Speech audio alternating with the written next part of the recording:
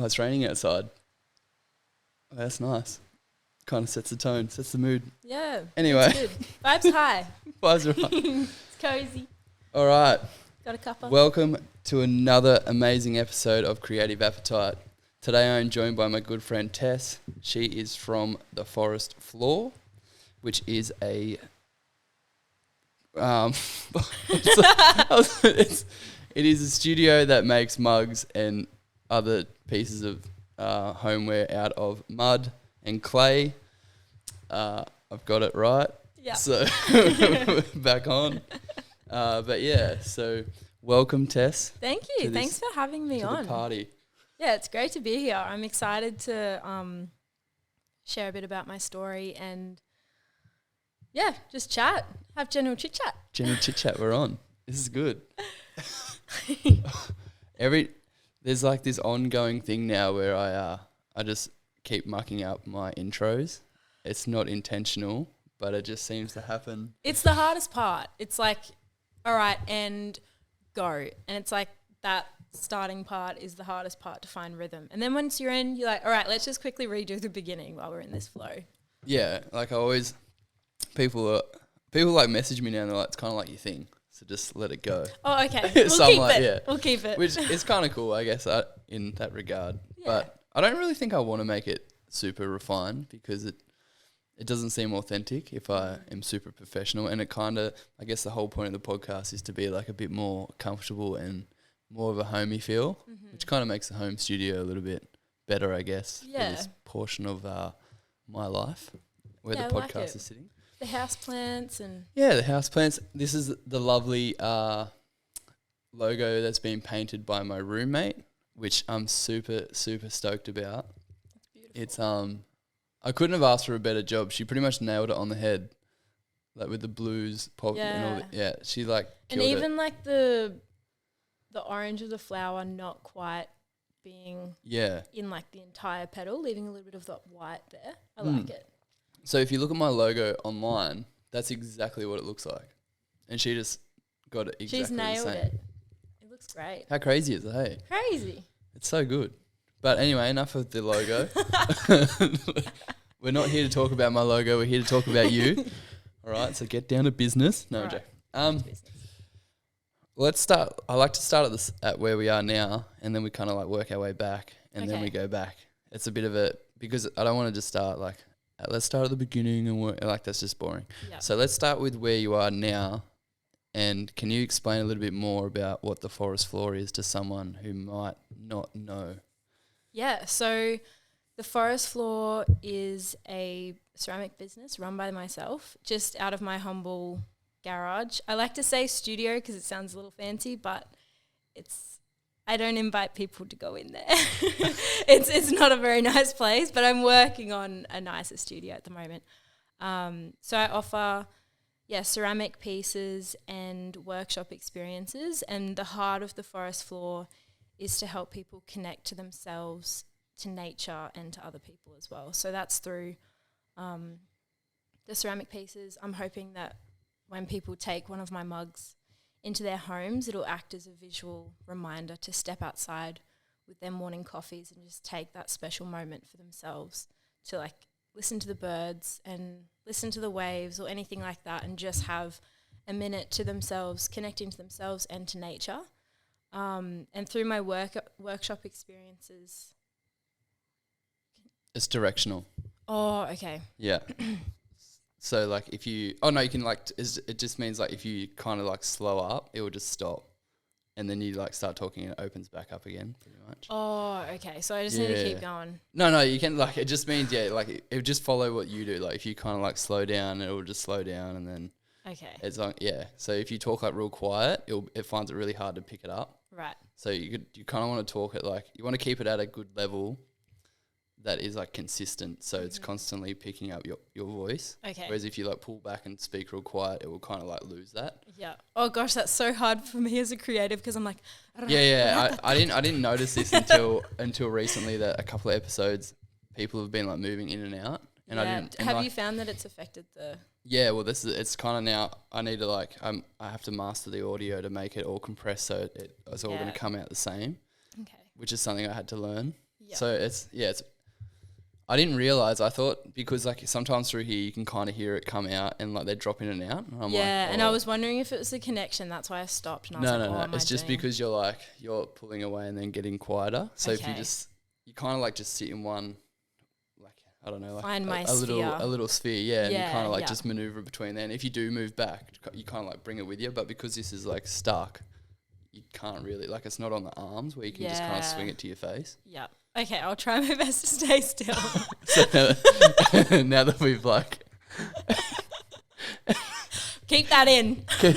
Stick that bit for in. anyone who's going to be on the podcast. Future reference for anyone on the podcast. So let's cycle back to where we were.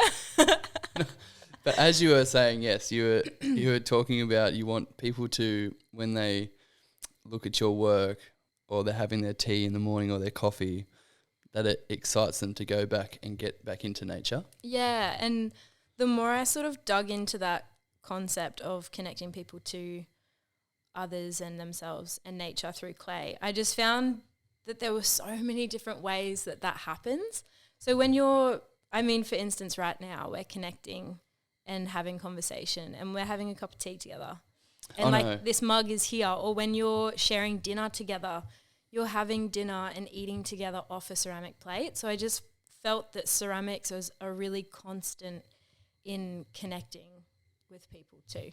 Yeah. So I just love that and really want to enhance that for people in their lives through my pieces, but also through the workshops. So that'll be inviting people to expand their community and meet new people and new friends in the workshop experiences.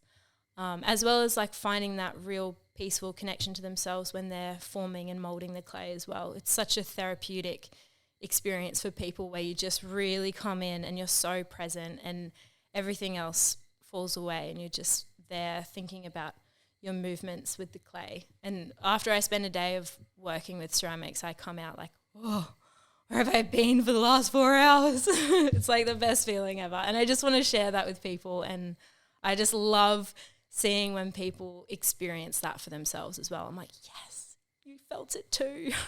Yeah, it's such a my ex-partner who I was with back a few years ago, she frothed it. She loved mugs and and we were planning on going to a workshop like yours to make our own stuff. We never actually got around to it. So I think I need to take you up on that because it seems, from what I've seen from videos, it looks really, really hard. You see someone making something really, really nice and then all of a sudden it just flops and then it just goes to nothing. I think that is more the wheel work. So the wheel is quite hard to get a handle of to start with. But then the more you do it, the more you can speed up your processes. Whereas hand building, it's so slow and intentional that you can take your time to have to step back and have a think about your next move. It's not high paced. It's very slow. Oh, so that you don't do any wheel work? No, it's all hand built. So that means I can take my workshops to people's homes and different venues across the coast. And I'm so mobile. I just pack it all up into my car and drive it around. That's so good. Yeah, it makes it really easy. And for people young mums or anything like that who can have that sort of experience from their home without needing to take kids into a venue, it just makes it so much easier for people. Yeah, what are you driving around in to cart Little this RAV4. I need to get a sticker that says ceramics on board because sometimes I'm just on the highway don't bump me. Yeah, how does it come? So what is this? Does this just come in slabs of clay? Yeah, so I get a 12, something like that, kilo of just a slab of clay. And then I blink and it turns into that. And then, oh my God, it's amazing. I just click my fingers. It's as simple as that. How does it feel to drink from?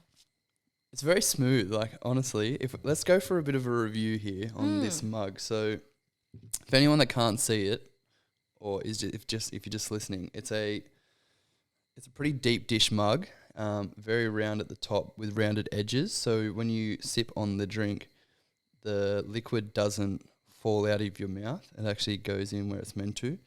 and then it's got this nice off-white colour with some indented lines in it for grip and obviously for look. And then the handle itself is it's like comfortable, I guess. It's like a comfortable mug. That's what I would describe it as. And then there's these speckles on it. Have a hold of this one. Yeah, that's got a wider see, it's like different weight. Like this one wants to like kind of pull forward a bit more. It's different. Have recently just fell in love with this one because the handle, just such a good spot for your thumb. Yeah, I reckon if that handle was on this mug, that's the perfect mug. Oh, so close. Yeah, you're right. Do you feel how that one like kind of wants to pull forward? Yeah, and I think you're like in a constant battle with it, trying to keep it up, right? Yeah, that's the happens when I put the handle on. I'm sort of putting this pressure on this side, and because I'm like, it's like pulling it out. Like you can see how it's like kind of pulled out the shape. Yeah. But just like every mug is going to be organic and. But that's the whole point, right? You're not there to make like a structured mug. No, I'm not there to make a Kmart mug. Yeah, exactly. And like I'm hoping that you're not finding me because you want a Kmart mug because you're in the wrong place. Yeah, well, hopefully anyone that does find you are there for other, like, I guess it's more, I feel like people are now starting to get back to their roots of making things themselves, fixing things themselves, because everything's starting to become so expensive. So this is just another way for them to, like, and I guess with your homewares and mugs and things like that, if you're into that, like, if this is something that you're into, it gives you that homey feel. And then it's something you can be proud of because you've made it. And then when you have your friends around and things like that, you can be like, oh yeah, I made this. And like, it's like a conversation starter as well. Yeah, absolutely. All of my dinnerware at home and so many of my mugs, most of my mugs, I've all made myself. So when it comes to like having someone over for tea or coffee, one of the best parts about it is like getting to open the pantry and be like, or the cupboard and be like, which mug do you want? And just then talking and going through what we've just spoken about of like, oh, this one feels good, but I feel like it's more of a chai tea mug. And then you sort of filter through all of the mugs and then you're like, yep, this is the one I feel like drinking out of. And it's so cool seeing which mugs draw different people. Yeah, I feel like you could just talk about mugs for hours, like especially when you start like diving into like the different types. You're like, look, I'd probably prefer this one maybe as a cold water mug. Yes, it's like, but like, like an apple and ginger mug. Like that's definitely, I have one of those at home. Yeah, right. Like apple and ginger juice. Is it? Yeah. Is it? This is like, I don't even know people like, what are you talking about? But like if you get it, you get it. I think it's just one of those things. If you understand, you understand. Yeah. You know what I mean? But how did you even get involved in this kind of thing? Like, because it seems like right now it's the in thing, but maybe 5 or 6 years ago. Oh no, so maybe like 10 years ago, this wasn't a very popular, like, clay making and things like that has always been around, obviously, because people have been doing it since the dawn of time. But in terms of like the mainstream, this hasn't really been. It seems like it's now starting to become more on the forefront of people's minds, I guess, because of what I mentioned before about people making their own things. Yeah, definitely.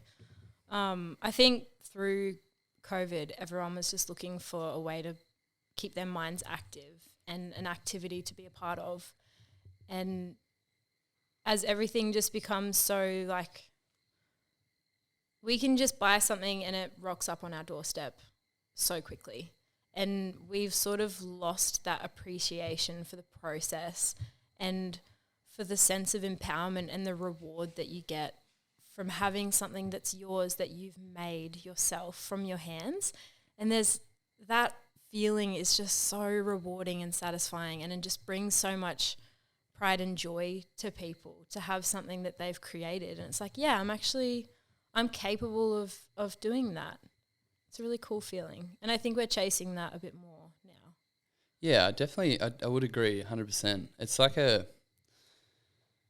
don't know, I guess it's like a bit, there used to be a time back in like the 60s and 70s and things like that where you would like help out your fellow neighbour and you would you would work on things together as like, I don't know if you wanted to set like an image of like the cul-de-sac lifestyle where everyone knows everyone like looks after everyone's kids, everyone like helps each other out, helps build things like that. And then kind of along the way, I guess consumerism kind of took over, and then people started forgetting about that and were just consuming constantly. And then it's like, I think like when consumerism first started, it was like this exciting thing. It's like you can get this stuff right at your doorstep straight away, blah, blah, blah, this, that. So everyone was like, life started becoming more fast, and things were becoming like coming in, getting thrown out, coming in, getting thrown out. And then over time now that everyone's starting to realise that the environment's taken a bit of an impact from that, I think people are now starting to like pull back a little more and try and make it like be a bit more sustainable and things like Jess, who made my necklace, who I had on the podcast, she makes sustainable jewellery. Yeah. So it's like all that. It's a very I guess it's a really big thing at the moment. Like everyone's starting to get back on board about like being like talking to your fellow neighbour, and I think it's more prevalent in small coastal towns and like around here and places like that. In the city, it's a little bit different. Maybe not so. Maybe out in the western suburbs and like the outer suburbs and things like that, it's probably a big thing. But I know for a fact that when I was living in Sydney in the eastern suburbs, it wasn't such a like you'd never speak to your neighbour in your apartment complex. Like you'd never know them. Like you might walk past them. You don't even say hello when you walk past. Like it's that kind of. We're up here. It's way more. Everyone's real friendly and stuff like that. Yeah, definitely. I am such a neighbourhood advocate. I love my neighbours. We just have such a nice community in our apartment complex, and there's a lady who has a young kid, and so like some of us will go around and help her babysit, and sometimes we'll have like events down by our little pool and in our garden area where we'll just come and have beers together, and it's so nice feeling a part of something and having people around to say hello to. And yeah, especially during that COVID lockdown, which is kind of where I met all of my neighbours to begin with, because I'd set up my garage. And so they would walk back and forth from like the pool area, and they have to pass my shed to get there. And they'd always like see my shed door open, see like some fairy lights and pop their head in and be like, oh, what are you doing in here? And then soon it just became like, I had a couch in there, and it was like a psychologist couch. It's like, come on, take a seat. Like, what's going on? Tell me how your day's been or whatever. And yeah, now I know all my neighbours, and they've all just been so supportive of my whole process with the Forrest Floor, and always just check in and see how I'm going. Like, oh, what are you making today? It's just such a nice feeling to have that sense of belonging and like those deeper roots. And I feel so much empathy towards people who don't get to experience that. And I'm really sad that our generation isn't super focused on that, but I do feel like we're steering back to it. Yeah, 100%. I definitely, or maybe it's like for me personally, like just watching a lot of surfing videos and being around surfing or even cycling, or pretty much any of the hobbies that I'm kind of involved in at the moment. There is like a big community, especially, and like even something is like what we went to the other night, like with the Refinery, like that creative community, like it seems to be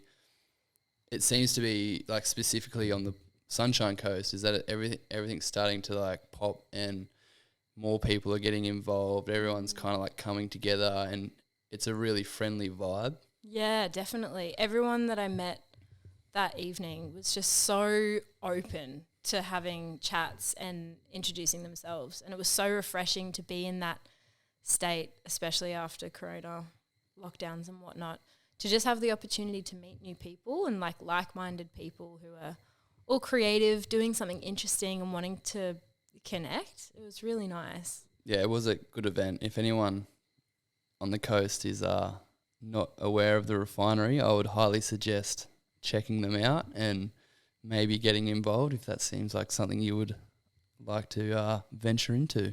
Absolutely. I'm 5 weeks into the Refinery sessions at the moment, and I'm loving it. It has just been so great. So if you're a young business or you're an old business, or you just want to find community and connect with other creative business owners, I would totally recommend checking out the Refinery and getting involved. Yeah, let's dive into that a bit. So can you explain what the Refinery is doing for you in terms of this course, and how it was in the first week when you started? Yeah. So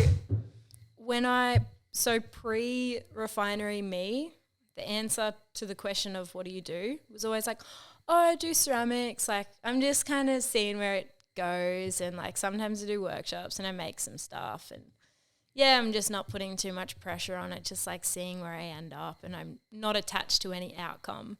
And people were usually like, oh yeah, like that's great. And it is good to a certain extent. But now that I've started the refinery, I really feel like I know that this is something I really want to do, and I'm really passionate about ceramics and about my workshops. And so I feel like it's just given me the space and the time each week to really brainstorm and dive deeper into what that pathway looks like and what my values are, and really nut out why I'm doing this and what my purpose is, because I really didn't understand that before doing the refinery. Like it was always there, but I just didn't know or have the words to express that. So, I mean, 2 weeks into the refinery, I had a full meltdown. I was like, I don't think I'm ready for this. I think I'm taking up someone's spot. Like someone else should be doing this. Who knows what they're doing? But we rode through those emotions, and now I'm feeling a lot better. And I'm very happy to be in the refinery. I would not give up my spot. So, people probably still. So the refinery is a. Oh, yeah, I didn't really answer that question. The course is. I'm gonna try. I'm gonna give it a go, and then if I miss anything, you give it a run. But basically, the refinery is like a 5-week course. Is it 5 weeks? 15 weeks. 15 weeks. They already butchered it. Wait, what am I trying? I what am I trying to explain? I can try again. Like, why am I sitting here? I'll try I'm again. not even in the refinery. Yeah. Okay. So the refinery is. I don't know why I was like, yeah, all right. All right. Let me take over. Let me just take this on, and I'll try Covey here. But I was like, I don't know what I'm trying to say. No. So the refinery is a 15-week incubator course for creative small business. And basically you just receive a lot of mentorship from people who have a lot of experience in different fields, and they help you nut out the bones of your business, I guess. What's that? It sounds like the flesh and bones. Yeah, is that the saying? Yeah, they help you nut out like the flesh and bones of your business, and rather than having this big fluffy idea, which is definitely what I had, you now have structure and a point that you're aiming towards and a purpose and a mission statement. And it all just is out there in writing and feels feels a lot. You just gain a lot of clarification. You gain a lot of opportunities to collaborate. I'm in the cohort with 15 other creative businesses, and already there's opportunities coming out of it of ways that we can collaborate, because through collaboration we're all stronger. I mean, I just am like such an advocate for collaboration over competition, because if I can help someone else out, then they're also going to be helping me out in return, and like working together to build our businesses. Yeah, for sure. Yeah. So I think hopefully everyone now understands what the refinery does. We got there in the end. But if you don't, just go onto their website, and they have great content on there, and there's events coming up with guest speakers who are in the creative industry. So if you want to come and check that out, I would definitely recommend that as well. Bang. All right, let's get back to you. So when you were younger, growing up, like throughout school and things like that, were you doing like art class or anything of those? So the Forrest Floor and me, I have like two sides of me. It's like my outdoor recreation side and my creative side. So I grew up traveling around Australia in a caravan when my parents packed me and my 3 siblings, I'm one of 4, into a caravan when I was 2, and it was supposed to be a 6-month trip, and then it just kind of kept getting bigger and bigger, and we travelled until I was 6, and I feel like I can't remember a lot of those memories, but a lot of those moments clearly made up so much of who I am now, with like the close connections I have with my family, the close connections I have with nature and that real desire to be outside and exploring and adventuring. So that's one aspect of my upbringing that has really shaped who I am and where I get my inspiration from.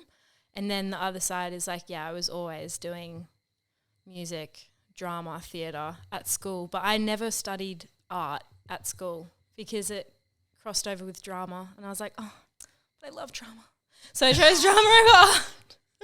And it was like one of the hardest decisions, but also not, because I was just such a drama queen, and I still am. But I did do like small little art classes outside of school as extracurricular. As extracurricular. Like we had this little old lady around the corner from our house. I grew up in Mulaney, and she was a art teacher, and so I just would walk to her place with my little pencil case and do drawing lessons with her. So that was really cool. But yeah, not a whole lot of education in arts, I would say. How would you say growing up in a van has like shaped your personality and your way of thinking to maybe how it now has been implemented in the Forrest Floor? I think a lot of people would empathise with this, but I feel like spending proactive and intentional time in nature is actually really critical for my well-being. Like if I'm getting stressed or start to feel anxious, or I'm just like not really sure how to pin my emotions, I know I'm like, wow, okay, I need to go out and just be in the bush for a bit and find my grounding again. And I would say it's really grounded me to my family as well, because we didn't have one spot for 4 years that we called home. We were always moving around, and so my home was my family, and they still are. I'm really close with all of them. So that's a bonus, I guess. Like it's mad that yeah. So I would say that they're very supportive of your vision. Moving forward. Yeah, they're very supportive. Have you come across like any troubling times, I guess, with the business? And like, what were the processes for you to like move forward? Like, for example, for me, like with the podcast, not having a studio space and then kind of being left to my own devices to like try to figure it out is quite stressful, because you're trying to provide content and produce content that you think's valuable and that is going to be well received, I guess, visually and obviously by audio. So it's like there's always this constant battle of stress, because you're like, I really want to make sure I'm doing really well, but at the same time you need to like learn how to like I have to be like calm and be like just trust the process and like don't be stressed out. Like, would you say that you're like a stressful person, or is everything kind of like kosher the whole time? I would love to say I'm not a stressful person. Yeah, I'm actually pretty chill.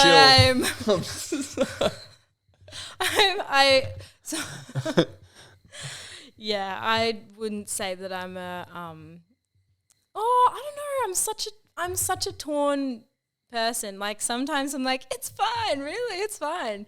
And then other times I'm like, oh no, like I'm really stressed right now. Like I'm not okay. But I definitely have trusted the process and been very, very fortunate with the people that have opened their hearts to helping me along the way. Like I would not be doing what I'm doing without the generosity and the love and support that I've gotten from so many people who saw the value in what I was offering, which as I was starting out, like not everyone does see the value in a tiny, tiny, small shed business. So I think what's like helped me get through is the people trusting the process and just having a few mentors as well. If you can find mentors who are doing the same thing as you, or just people to look out for who are business or creative minded, to just ask questions to when you need, and have a community around you of other people who are in a similar position, so that you can have conversations when you're having difficult times and they actually understand what you're talking about. Because if you're not in business, then it's really hard to understand what someone is struggling with. It's like, I'm not going to go and talk to some of my friends about this random issue I'm having with my website, because I mean, I will if I need to vent, but I'm probably not going to get any advice back that's like super particular and relevant. So yeah, making sure that you surround yourself with the right people is... Did that answer your question? Yeah. Okay, great. Yeah. I can go on real tangents sometimes. Yeah, it's good. No, it's good. It's exactly what I want. And I'm like, now I'm talking about polar bears, but the question was about the refinery. No, it's perfect. Okay, great. How would you... All right, this is a good one then, because now we just touched on mentors.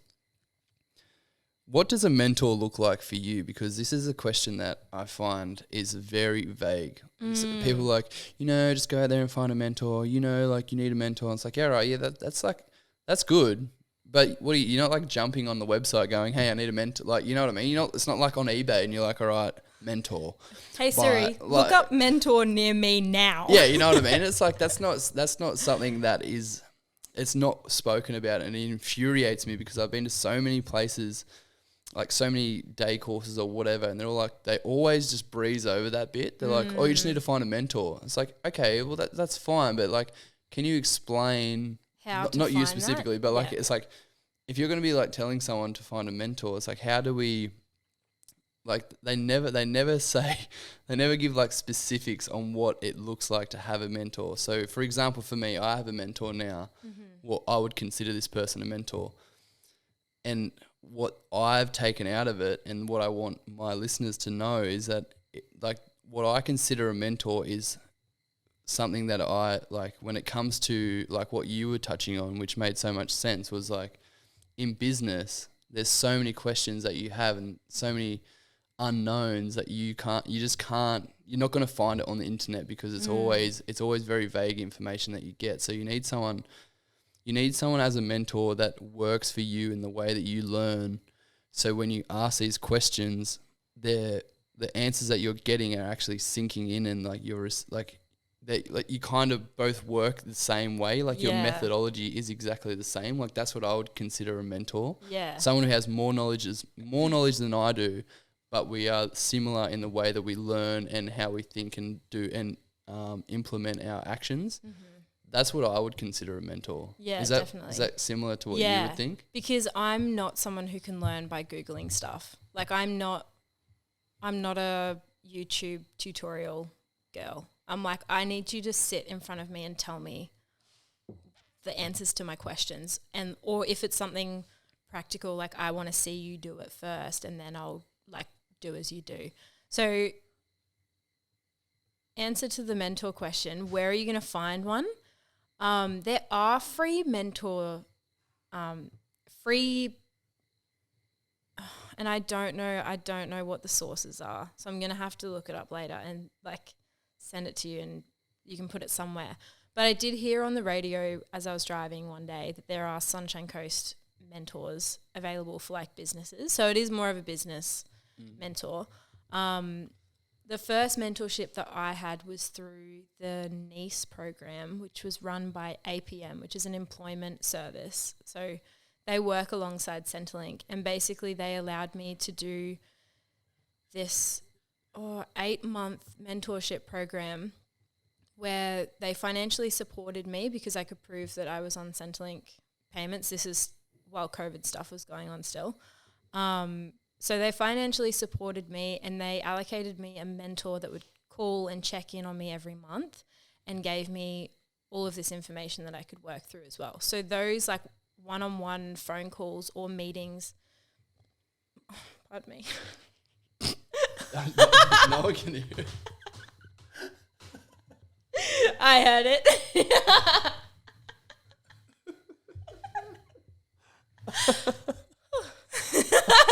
Miss Scusi.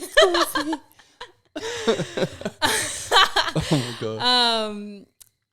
Yeah, so those one-on-one mentoring sessions with someone every month was super helpful. Now I've just found such an amazing mentor through the Refinery, another ceramicist. Her name's Fiona, and I just look up to her so much, and she's been like so welcoming of answering questions that I have. But it's really hard because it isn't something that you can Google exactly and get exactly what you're going to need. It is sort of just being really open and surrounding yourself with like-minded people and putting your feelers out there and hoping that that's going to lead you to the right place. So like it depends what you're after. If you're looking for something structured, that is out there if you Google it. But those organic mentors that are going to help you in the way that might align with your learning methods, they might be a bit more organic, unfortunately. Yeah, that makes sense. I agree with that. Yeah. When did you start dabbling in ceramics? So I started dabbling in doesn't matter, a few years ago when I was like, I mean, does it? That was the question, I guess. It was. You know what, Jessie? Don't worry about it. I'll answer this. I'll take it from here, champ. You describe the Refinery. I'll tell the people about podcasts. I know a bit about them. I've been on a couple, mate. I've been on a couple podcasts. I really haven't.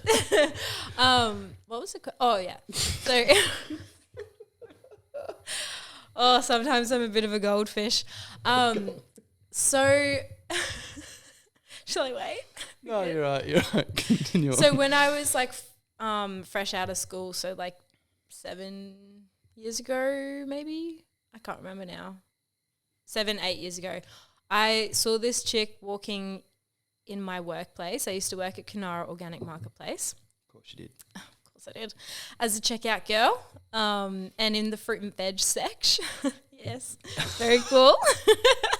Used to wear these like very foamy sketching, like the Sketcher shoes, and I used to I used to rock them. Yeah, I used to wear them. I bet. Anyway, they're probably a good shoe. They're a great shoe. They're so comfortable. They look like reef shoes, but if you're comfortable on your feet for 8 hours, it doesn't matter what you look like, in my own personal opinion. As long as you're confident, everyone else thinks you're confident. Yeah, if you're pulling it off and you're making a fool of yourself, no one else can. No. That's my like takeaway from life. Let's end the podcast there. End it now. Yeah. God, that's the best. Okay, wait, let's cycle back and getting distracted. So what year did you start dabbling in ceramics? The year was 2015. It was a fine summer's day. So I was talking about Kunara. So there was this lady in there that worked there. She used to rock these really like heavy duty steel capped boots. And I was like, that chick is just such a legend. Like I really want to get to know her and like just meet her. So I did. And she told me that she does ceramics. And I was like, oh my gosh, no way. Like I'm getting into photography. This is like, I'm freshly graduated. I'm going to be a photographer. That was my like little thing for a bit. Everyone's dream. Yeah. So then I was like, would you be open to trading me some ceramic lessons in exchange for me getting some photos for you that you can use? And she was like, yeah, let's do that. So then we started doing this little trade, which is something that I still really value. I love trading. It's just so cool. So we started trading and she was teaching me some things. And then I went away and moved overseas for a few years. And really the world of ceramics felt like this untouchable thing. Like it just felt so far away. And there's so much equipment that you need and so much knowledge that you need that I really didn't feel like I would ever get the chance to do it again. And to a certain extent, I do feel like that's true. But now it's become so much more accessible for people with workshops and, which is awesome. I'm super thankful for that. But then in 2020, I came back to Australia and then I picked up the visual art course that I did at TAFE. And that was supposed to be a 6-month course, but because of COVID lockdowns and whatnot, a lot of it was online. So our teacher extended our studio time and let us use the studio for the rest of the year. And I was just at home all through COVID, just making mugs every single day. It was like my reason for waking up was like, all right, make a cup of coffee, get into the shed. I'd turn it into that little studio and I'd just make mugs every day. So that's where it started. What was like some of the struggles you faced when learning how to deal with ceramics? Like, well, I guess like can you like break it down a bit more in terms of like techniques and like how it all works, how you get started, like the first step apart from obviously getting the clay and stuff like that? Do you have to like knead it in a certain way? Does it have to be a certain temperature? Like, can you maybe go into a bit more detail about that? Yeah, so my process is when I have the slab of clay, I like cut off a chunk and knead it. So it's like gets any air pockets out and gets all the molecules working nicely together. And then I usually sit there for like half an hour and just roll out a bunch of coils, which then I use. You're just going to have to come to a workshop. Oh, no, but this is not for me. This is more for like people listening. All right. Well, you guys are all going to have to go to the workshop. Well, now you're all going to. She's not actually going to give us any more detail. That's it. Just come to the workshop. My lips are sealed. I will not reveal my secrets. What is a coil? Like a coil, like a car? Like a spring? It's like a little sausage that you would roll out. Right. Yeah, and then you just stack those coils up, and depending on how you stack them, you can manipulate whether the mug goes outwards or whether it comes back in. So it's like a really nice huggy mug. And literally all of my stuff is coiled. So it's such a basic technique, but it's something that it's like a blank canvas. From that, you can do a lot of stuff. Yeah, right. Yeah. And then from there, so you stack these coils on top of each other, and then you just kind of like mold it with your hands and push it down? Yeah, so it's like the whole process involves a lot of blending with different tools and whatnot. Yeah, I mean, you can use your hands as well, but I found my hands got quite sore. I was like, am I going to get IRS? Wait. Carpal tunnel syndrome? Carpal tunnel? Yeah, something like that. Yeah. I got really nervous about that for a while because I was making lots of mugs and my like wrist got really sore. Oh no, it's happening. I'm getting arthritis. This is the end. This is it. This is the end of my short career. So I blend it a lot. But the really cool stuff is what happens after it's been molded. So then it has to sit for about a week till it's completely dry. They call it bone dry. And then it goes into the kiln, gets fired to 1,000 degrees. And that usually takes about 13 to 14 hours plus cooling time. So it can take like at least 24 hours to do that cycle. And then you pull it out, and that's in that process, it's gone from clay to ceramics. So there's a molecular change that happens where all of the oxygen, all of the water, all of the H2O has been taken out of the mug and it becomes ceramic. So that's the interesting thing, because people are like, what's the difference between pottery, ceramics, clay? I'm like, well, it's all the process and what state it starts in versus what state it ends in. So then you glaze it. So the glazing is just like crazy. You're there. Oh, you could have a whole nother podcast episode on glazes, but I mean, people have PhDs in particular glazes because it's just such a scientific art, and there's so many ingredients that go in there that react to one another to create the colours. So when you paint, this mug that I'm holding right now, that all that white stuff is glaze, and that all those little speckles and stuff like that. All the speckles are pigment from the clay. So this is quite a gritty clay, and those pigments are from that. So you didn't do that. That's a glazer who's done this. No, I've done that. You've done this. Yeah. So you mix up the glaze using like different recipes and whatnot, and then you paint it on, and it's like you paint it on like you would wet paint, and then you pop it in the kiln again, and it goes up to maybe 1,200 depending on what clay and what glaze you're using. And in that process, that glaze essentially melts down to be like a liquid glass, and then when it's cooling, it hardens and becomes that. So that's why you'll notice on all of your mugs, there's never any glaze on the bottom. Yeah. What is it? Because it's so easy to like...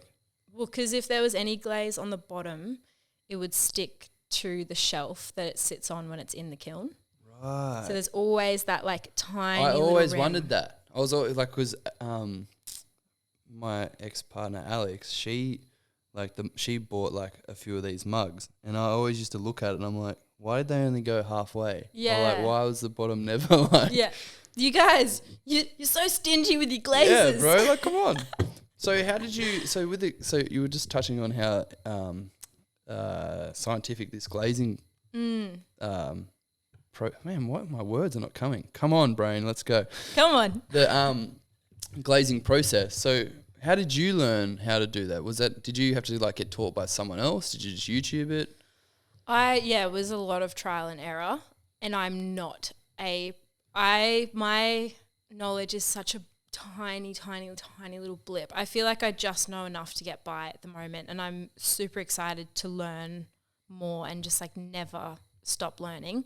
But to begin with, I learned a little bit at TAFE. We didn't really cover a whole lot, but my teacher was sort of like saw how excited the glazing. I remember the first time I got to glaze, I had brought in all of my mugs that I'd made throughout the lockdown. I had like maybe 30 to 40 different pieces, and I had the whole glazing room to myself, and I was blasting my music, just like glazing all of my pieces. And my teacher came in and he's like, oh, how's it going? And I was like, it's so good. And I like actually started crying. I was like, I love it so much. And I was like, I'm crying. What? So that's kind of where it started. And then, so Andrew Bryant taught me a little bit. And then I just looked up stuff online, had a lot of conversations with the people at Clay Shed, who are like the major supplier for ceramic supplies on the sunny coast. And yeah, just kind of faked it till I've not made it. I'm not going to say fake till I make it because I'm not there, but I'm just like slowly chipping away to learn different bits and pieces. Yeah. Yeah, it's there's so much that goes into this. Like, if you look at this one mug, there's so much going on, and it's like, as you've just described, in terms of like the whole process sounds like it takes about 2 to 3 days, really, by the time you make the mug, put the mug in the kiln. Yeah, and you plus do the the week of waiting time. Then all that, like, do you know what I mean? Like, there's so much involved. And so do you have to take all your pieces to a kiln, or do you have one at your house? I have one at my parents' property. So they've got space out in Palmwoods, and they've hooked it up it's connected to their solar panels. So it's solar powered if I'm firing throughout the day, which is awesome. And basically at the start of my journey, I heard about how long the wait times can be to get your pieces back from a kiln that's like for public use. And I just decided, like, if I'm going to do this, I can't afford to have long waiting times because I need to be able to get my stuff out there for people. So I just bit the bullet and bought one, and it took so long to arrive because there was such high demand and everything that was happening with shipping delays and whatnot. But I am so thankful that I did, because it's just given me so much power, and not power in like I have so much power, but I just have so much freedom and empowerment, I guess, to experiment and explore and play.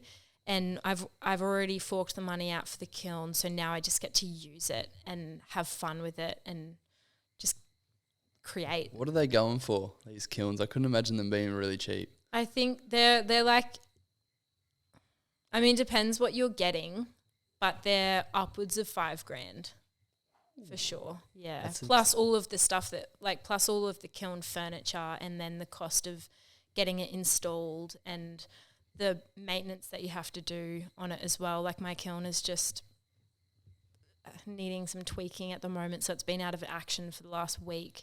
So I'm having to get an electrician in. So you do have to, as much as I have the freedom to use it as much as I want, I also have the responsibility of maintaining all the... Well, now that so how long in total does it, like, so how many pieces do you make? And like, do you make them in a batch and then they come out as a batch, or do you make like one or two and then you're like... do all that process and then it's done? No, it's in batches. So if I'm actually sitting down and forming the mugs, I'll usually maybe make like 6 in a session, and it will be like a couple of hours, but I'm always really mindful of not like sitting there and forcing myself to make mugs and like push them out, because I'm like, it's all a mindful process, and it needs to be an intentional and enjoyable experience for me, because I think I can't make a mug that's made with love if it's not made with love. Like, it needs to be really intentionally made. So I'll make about 6 or so at a time, and then they'll all sit on the shelf drying together, and I'll make sure that I can get like all of those through the kiln at the same time, so that there's no energy waste and no empty gaps sitting in the kiln that could be used up.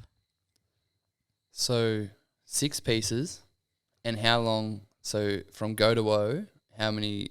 About 3 weeks? Yeah, if someone, say if I'm like filling a wholesale order of like about 20 to 40 or whatever, I'll usually say about 3 to 4 weeks to finish them. And how much does one of these bad boys go for? One of these bad boys is $60. Right. Yeah. So the reason why I'm asking these questions is because I'm trying to get to a point. And the point that I'm trying to make is that what people don't see in the background. So when someone is at the markets or wherever you sell these beautiful items and they're like, oh, $60 is pretty steep for a clay mug. They don't see the 3 weeks of legit hard labor that you're putting into it with love, mind you, everyone, love. Absolutely. First and foremost. Always. But yeah, it's like there seems to be this running narrative right now in the social, like every general population world, is that things are too expensive. And mind you, things are very expensive in terms of like living expenses and things like that. But when it comes to like someone putting in their hard-earned time and effort to make a product for someone that they can enjoy for the rest of their life, as long as they don't obviously destroy it, God forbid they don't. But you know what I mean? Like, then it's $60 or whatever it is for these smaller ones is not that much. No. In hindsight, when it's going to last, like you're not going to then get rid of it, kind of thing. Like it's an item. It's like if you went out and bought a statement piece of clothing, you might spend like $400 on it, and to someone else that might seem a bit ridiculous, but you're going to have that piece forever. Like, you're not going to, so like over time, if you had it for 10 years or whatever it is, and you broke that down, it's like a couple of dollars a year or something. Or something like that, whatever I'm not a mathematician, obviously, but you get the point. Yeah, no, absolutely. And I think these pieces, they're not something that you're going to buy 10 of and have in your house all on one day. You're going to see me at the markets and buy like 20 mugs all in one hit or something. Like, these pieces are a special treat to yourself, or they're a really special treat to gift to a friend, and it's the heart and the love and the time and the care that's been poured into it that you're buying. You're not just buying this vessel. It's like this vessel is reflective of so many things, and it's going to offer you moments for reflection and moments for you to step outside and take a minute to yourself, or it's going to be there when you're having cups of tea with a friend and supporting them through a hard time, or having hungover coffee with your friends and thinking, what did I do last night? So it's more than just like this random stagnant item that you could pick up for really cheap from a lot of shops. It's where your values are sitting, and we could pretty much end the podcast now just based off that. That was so beautiful. I think you just nailed that right on the head. And thanks. that was good. Thank you. So with the home, like when you go to the markets and people are looking at your mugs and things like that, what has the response been, I guess, through the customer to create an experience? The first time I did a market, I went to the wrong market. I went to somewhere where they sell a lot of secondhand clothes, and the response was not very good. There was some people who picked up the pieces, heard the price, and acknowledged that, like, yeah, you have handmade these, but also acknowledged that they weren't the buyers. And they're like, you've done such an amazing job of creating this piece, but like they left it. And then some people were like, oh, what? That much for a mug? I made that in high school. It's like, yeah, but you didn't buy the kiln, and you didn't, like, your parents were paying for the education that your teacher was giving you and all of these other things. And I'm like, it's fine. It doesn't matter. Water off duck's back. No, really. I'm like, I understand, because if someone sees my mug and thinks, oh my gosh, that's a really expensive mug, I'm like, well, if you don't see the value, then I don't think that you're meant to buy it. Like, if you can see it and understand why it is the price, then you're the person that I would love to have a mug in your home. Like, it's an honor to have a mug in someone's home that they use every day, and to know that it's going to someone who recognizes the love and the effort that's been put in. That's the person that I want to sell my mugs to. It's such a cop out when people make that comment. It's such like a it's like a kick in the dick, basically. Like when someone says that comment, they're like, oh, I could just make this in school. Blah, blah, blah. It's like, that'd be like me going up to like a brain scientist or something and just being like, what do you mean, bro? I'd fucking learn this in school. Yeah, mate. I've got the Simpsons games where you have to go to remove the body parts.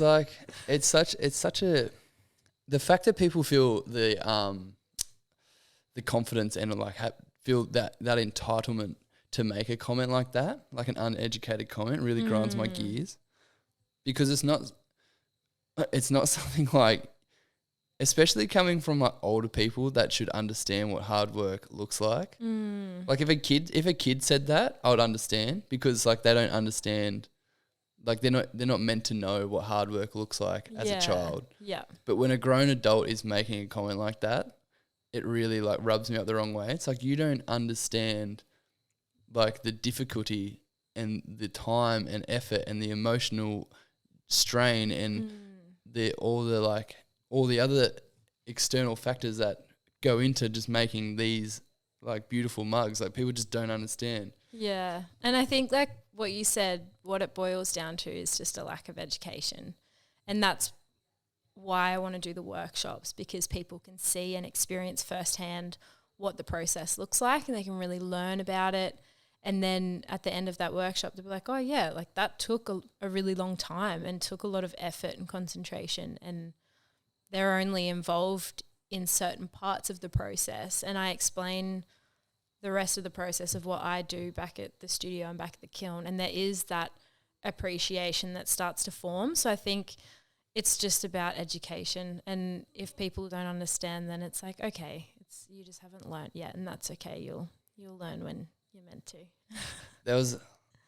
I'm going to sound like a bit of a hypocrite here, which is actually kind of interesting, because I had this thought, which is in line with what we are just talking about, is when I was younger, like real young, maybe like 16, when Skrillex first came out and he was making like electronic music and everyone was like blowing up, like listening to him, like, yeah, this is sick. I remember, I still remember this comment, and I'll explain why I remember. Is that the fact was, I was like, I don't understand why. It's like, this music is so easy to make. It's literally just a kick, that, whatever, blah, blah, blah. And it was just like a very loose comment, a very young, uneducated comment that I made. And then when I started making music myself and I was like DJing and I was in the music scene, I realized how many elements and how difficult it is to make a track, because there's so many different things, like when in terms of like mastering, compressing your music, getting the sound right, making sure the pitch isn't too big, like making sure, like there's literally like thousands and thousands of different things you need to be like aware of when making a track. And that has stuck with me throughout my whole entire adult life, and I've never ever forgot it, because I made an uneducated comment, and now every time I see someone do something, I have so much respect for them because I'm like, I understand that nothing is easy. Like even something like this, right? This podcast, if you look at it from a surface level, people are like, oh yeah, it's just two people chatting. They're not so much like, more than that. But there's so much going on in this conversation. Like for me personally, as a host, it's like the volume needs to be right. The mic, I need to make sure that I'm constantly staying away from the mic at a certain distance, and I need to be making sure that I'm speaking at a certain level. Then on top of that, I need to be making sure that the questions and the conversation is rolling and going well, and then I have to make sure that you're comfortable and you don't feel like you don't feel out of place, and then it's like, and then I need to be like reading your body language to make sure that like if the questions that I'm asking are making you feel a little bit uneasy a certain way, or that maybe they're going really well, and then you're being relaxed, and it's like there's like just, and then like something is like as the set, it's like the lighting needs to be right, because if the lighting isn't right, then when we go into the editing process, then the video doesn't look professional. Or the camera right now, like finding out how long the camera's going to go, like, do you know what I mean? Yeah, like I could go on for hours and hours about but it's just like you don't. But like I said before, and what I'm getting back to, I'm an adult now, and I understand that, and I understand that all these things take time and they're difficult, because I went through a similar. I made a silly comment, and then I went through a experience of hardship when I had to learn how to like do all this stuff and realize that things aren't as easy as what they may seem on a surface level. But that was something I learnt once. And there's these people coming up to the markets at your, like, with your mugs and stuff, who have had a whole lifetime of hardship and understanding that things aren't easy, to then make such an uneducated comment. It's like, oh my God. Like, I think like we just don't know what we don't know though. Oh, that really rhymed. We don't know what we don't know. No, it's true. Like, and I say this in the Refinery a lot, because I'm seeking help, but I don't know what questions to ask all the time, of like what I'm actually seeking help for. And it's the same with like when you're uneducated about something, sometimes you just don't know the things that you don't know about.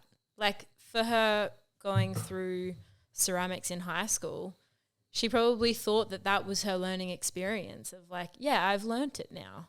And, you know, it's just... That's true. That's another way to look at it. Yeah. I don't know. I think I take a much more harsh approach when it comes to like...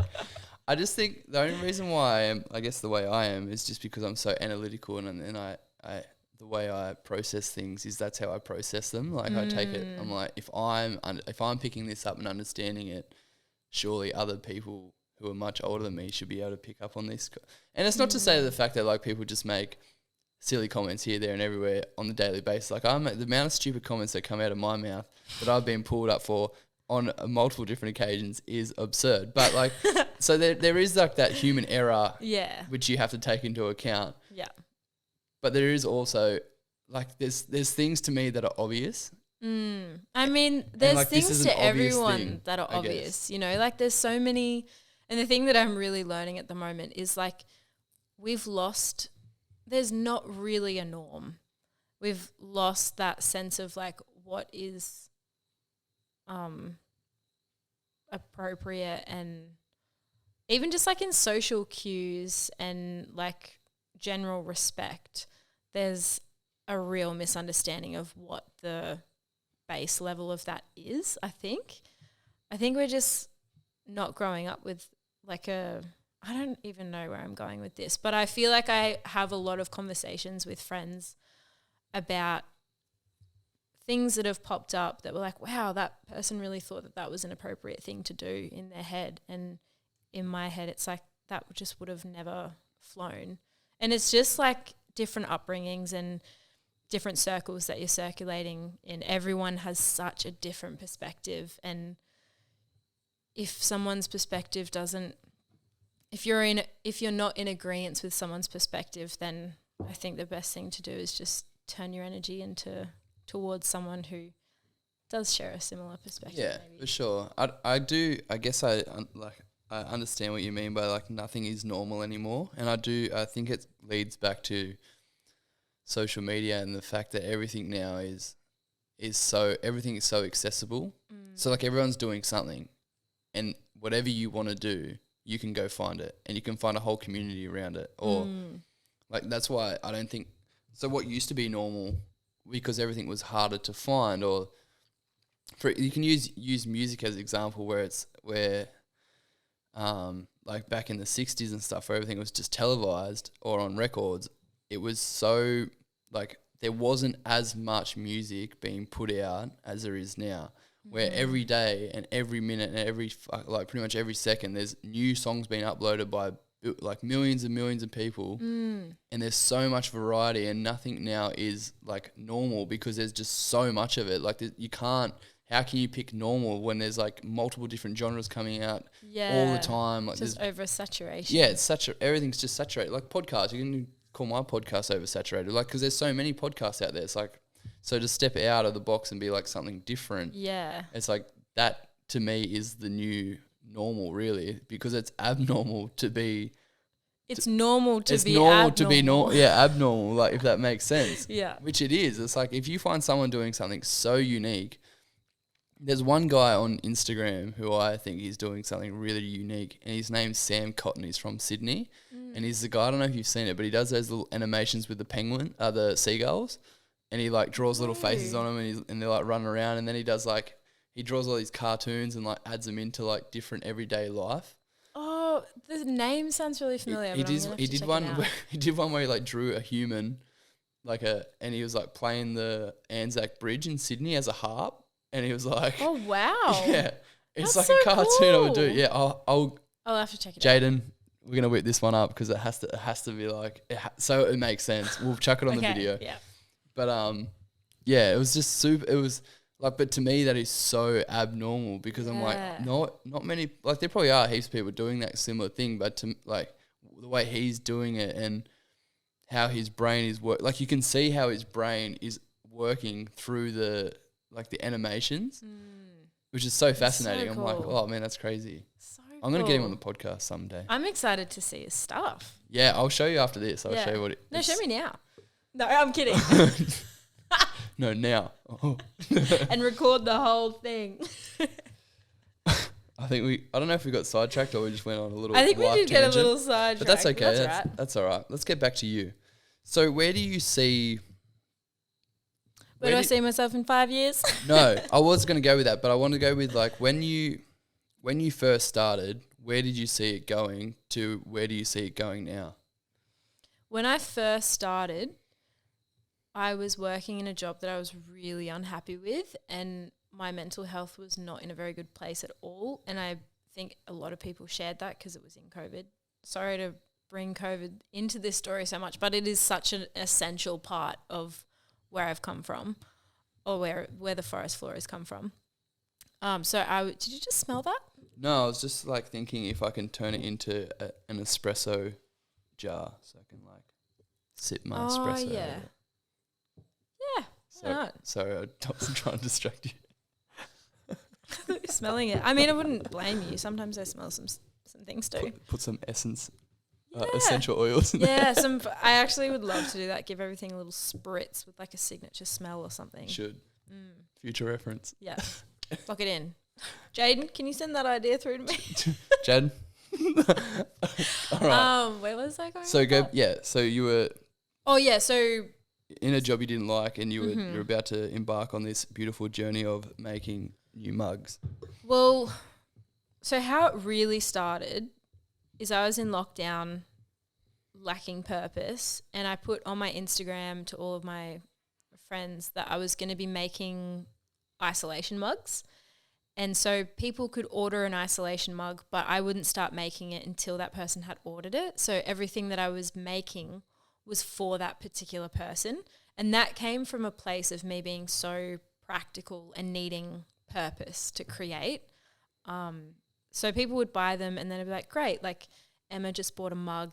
I'm thinking of Emma while I'm making this mug. Like I know that she loves these flowers, or I know that she's really into this kind of hobby or something. And it would just be a very specific mug for the person. And from that, people just really loved the idea of personalized mugs and mugs that were made for them. And I had a really good family friend of mine call me one day, and she suggested that I do the niece program through APM, and it was not on my radar to start a business. I was like, no, like I'm still figuring out what I want to do. Like I didn't see ceramics as a business. I saw it as something that I really loved, and it was my like lifeline at that point. And then I just thought, oh, why not? Like if it means that I can get out of my job and be on like government funding for a little bit while I experiment with ceramics, like I'll give it a go. But I was never tied to that end goal. So that's where it all started, from just a real need to leave my job and do something for my mental health. And then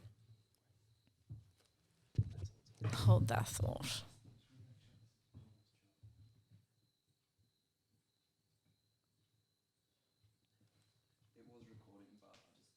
Just in case, yeah.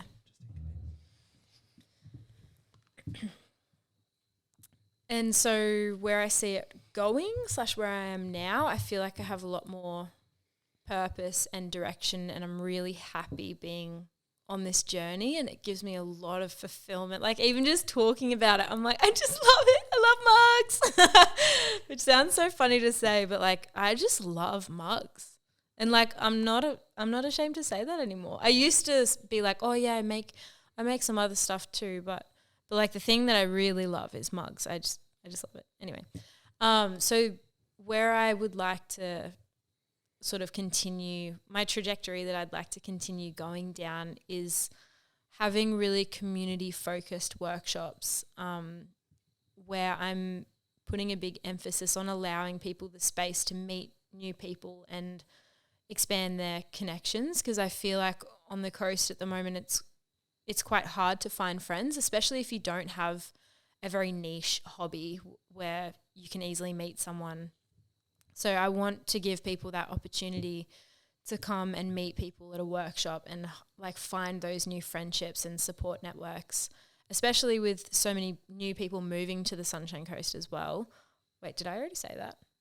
I can't remember. No, you didn't. Great. Right. And then combined with our lack of sociability, because we've been stuck on our phones for the last 2-3 years and like really haven't been practicing our social skills really. So having that place for people to come, and then also following a new idea that I'm sort of working on at the moment is the Forrest Floor.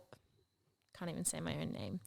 Let me try that again. Cut that out. Delete that part. The Forrest Floor feasts. So this will be workshops where people will come and they'll make their own dinnerware, so like bowls and plates, or it could be mugs as well.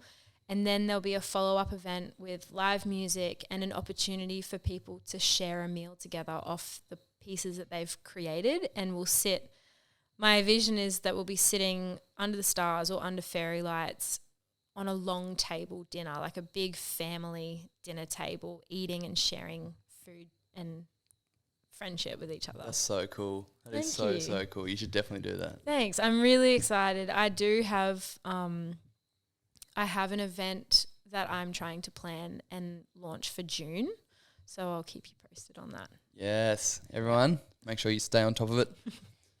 Where did the name Forrest Floor come from? I was hoping you'd ask this question. I nearly forgot to ask it, and then I was like, there's questions in my head I want to ask, and then they just kept it's like on a little, you know those old poker machines, and you pull it and the things just start rolling. This is pretty much how my brain works when I'm in a podcast. It just thousands of questions that's constantly going, and then some of them stick and then other ones, but I was like, I need to find out where this name comes from. Before we go into that, I just want to circle back to... Yeah, of course, please.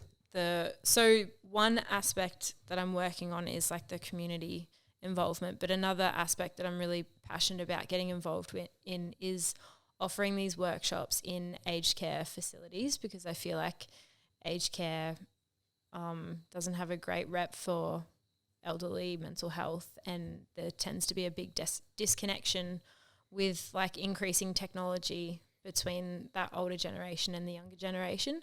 So I'm hoping to tie them back in to community by offering workshops in those locations, and as well people with all abilities as well. I'm really passionate about just making these workshops accessible for people and bringing joy and this experience to be for everyone. Yeah, amazing. That's so cool. Thank you. Definitely, I back that. I reckon that's a really cool idea. Thanks. Because it kind of aligns with some of the ideas that I've got in my head. Oh, okay. But I don't want to divulge that information just yet until I've got a lot of other things I need to do as well. So these are just some of the ideas that I have. I'll tell you after that. Yeah, I'll tell you after the podcast. Off the record. Off the record. But yeah. So where did the name The Forrest Floor come from? So I think I don't know if you found this with picking creative appetite, but it is one of the hardest things to choose your name. It's so hard. But then once you have it, you're like, of course, this was always what it was going to be. Like, this is perfect. So I toyed with a few different, like, forest and blank and forest and this, because I love being in the forest. I love the word forest. I love the way that it feels and the grounding that it offers me when I'm there. And I had so many conversations with people who helped me sort of figure out which direction I wanted to go in. And I didn't want to pick something that was limiting to ceramics because I love so many different channels of creativity, and maybe one day I'll go into furniture making or something like that. So I wanted to have something that was sort of open-ended and not restricting. And the reason why I chose the Forrest Floor is because it's always been a place that I've felt really grounded and sought a lot of solace. And in moments of like extreme anxiety, I've been able to lay down on the forest floor and just feel my like blood pressure drop and feel the heartburn soothe away and just like find that moment of like, oh, okay, it's going to be all right. And there was a really defining moment that happened with the forest floor and me. That sounds strange, but I'm going to... So I'll just continue telling the story. So I was leading a 9-day hike through the Rocky Mountains in Canada, and it was me and another amazing outdoor leader, Katie. If you're listening, I love you. So we were leading a group of 5 kids in the Rocky Mountains, and it was our 9th day on trail. And we were heading back to like the base camp, and there's always a lot of mixed emotions about that because you've just spent 9 days and you haven't seen another person outside of these 7 people that you've been spending time with. So there's like that heightened awareness of there's going to be so many people that I haven't seen. Like, I'm going to be able to contact my family again. I haven't spoken to them for like 2-3 weeks, and it's like really overwhelming to be reintroduced to society. And so I was feeling on edge all day, and I could feel that everyone in the group was feeling that way as well. And we were hiking along, and then there was like this brown furry thing in the bush that like gave off a grunting sound, and I was like, oh my gosh, this is it. It's a bear. Yeah, it was I was like, this is it. Like, I had my bear spray there. That's a real thing that they give us. And I pulled it off my waistband thing and was like gathering the kids to get behind me and my other leader. And then just like so stressed out of my brains. And then like the brown thing like kept moving around in the bush and then popped out. And it was like this old crusty cowboy who was trying to scare us, who was like grunting at us, pretending to be a bear. And we were like, really? Like, that's not a funny joke. Yeah. And we were all just so on edge, and he just laughed and like walked away, and we were just left so feeling like emotionally hit by a bus. And then, yeah, so then in that moment we decided to take a break and have our lunch, and I like couldn't eat. I was just feeling super not great. And so I decided to take a minute and find a spot to just sit down and find my feet again. And there was this perfect patch of moss that was just in the sunlight. And there I laid down, and I don't know if you've spent time in Canada and experienced the softness of the moss over there, but you could easily hike through some of those forests and never need a mattress. It's just so soft and fluffy. So I laid down on this magical moss patch and I looked up at the trees and like the light was flickering through, all the leaves were blowing in the wind. And I just felt so calm and so grounded again. And that's that same feeling that I find when I'm feeling really like not in a great headspace. I can just step into the studio, pick up a bunch of clay and just let those kind of worries and feelings drip off me. So that's why I chose the Forrest Floor. That was hectic. That was so good. You're a very good storyteller. Thank you. Get a lot of detail in there, which is I'm a terrible storyteller, but you just took me on this tangent and I was like, oh, this is every time you describe the nature and things like that, I think of like bush doofs for some reason. I'm like, yeah, like I just have this, I don't know why, but that's like, because like the people that are at those places, they're like very much like yourself. They're very like warm and welcoming and like, it's just always a nice place to go and you can like reconnect with nature whilst listening to music. I really like them. Anyway. I've actually never been to a bush doof before. You should go. You would love it. They're so good. They can be hectic at times. But I've heard. So yeah, that's where I got the name from. That's all so that good to say. But I'm happy that I got to share that story because I feel like I've had a lot of new people join in on my journey recently, and that was not something that you can see from my online presence. So I'm glad to have the opportunity to share that. Yeah, like I guess that's the whole point of this podcast is that you get to have an open conversation and talk about as much information as you want without being restricted. And you get to be your authentic self, and then people can see that and they get to know you on a deeper level rather than just this person who I buy my mugs off and have this perceived image of. Like they can actually get an image of you and see what you are and see who you are as a person. But that was crazy. I mean, I'm like, well, there's two things that we like to do at the end of each podcast. Now, I don't know if you've seen an episode or not, but the first one is you get a shout out a local legend who you think should come on the show. Okay.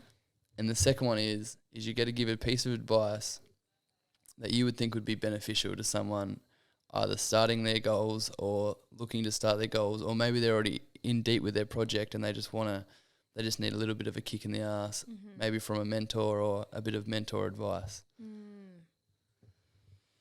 I'm gonna have a minute to think. You have a minute, take a minute, and I'll keep rambling on.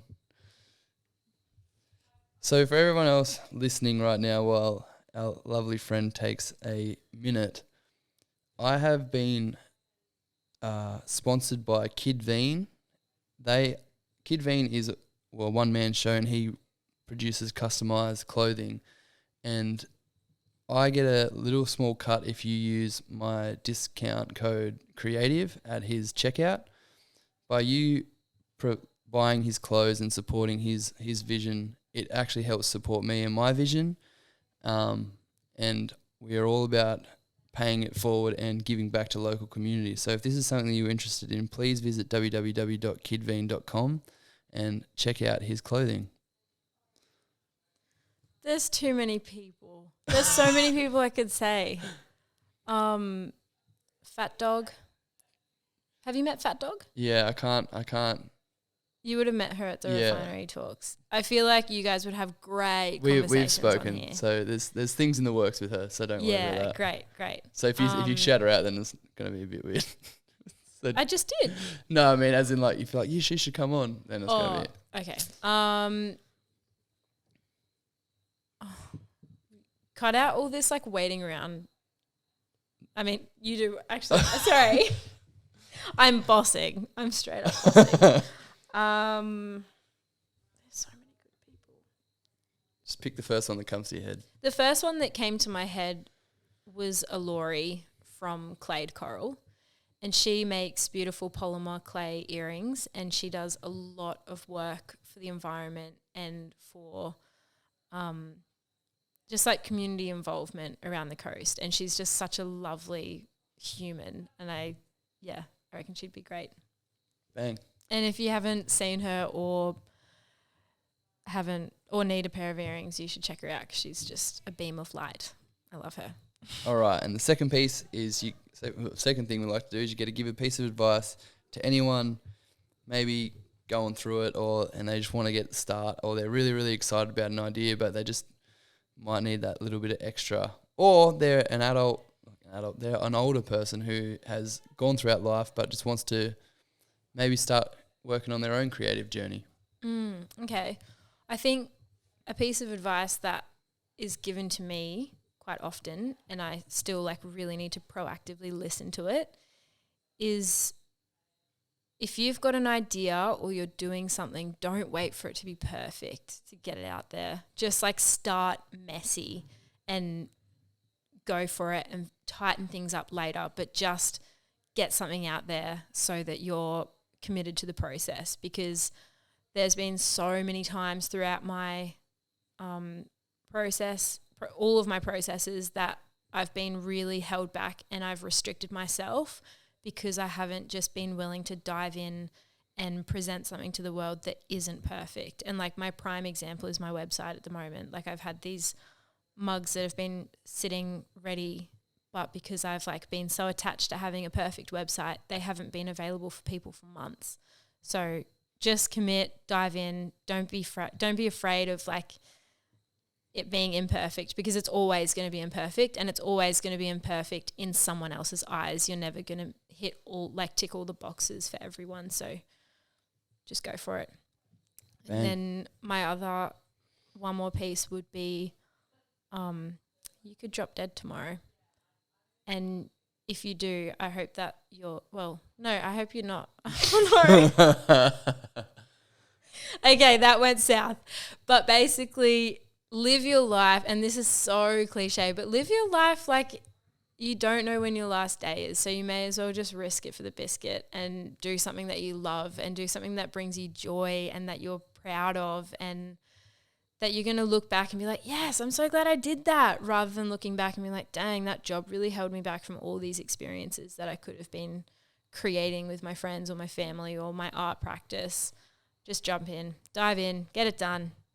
Boss, there you go. This has been another amazing episode of Creative Appetite. Please like, share, subscribe to the YouTube channel. Rack up those downloads on Spotify. All this support doesn't go unnoticed, and it helps me progress further to then reach more people throughout the world, so we can spread the good word about being a creative and how much joy it brings to not only yourself but everyone else. So thank you all so much for listening, and you know the drill. Hang around for the next one. Yoo!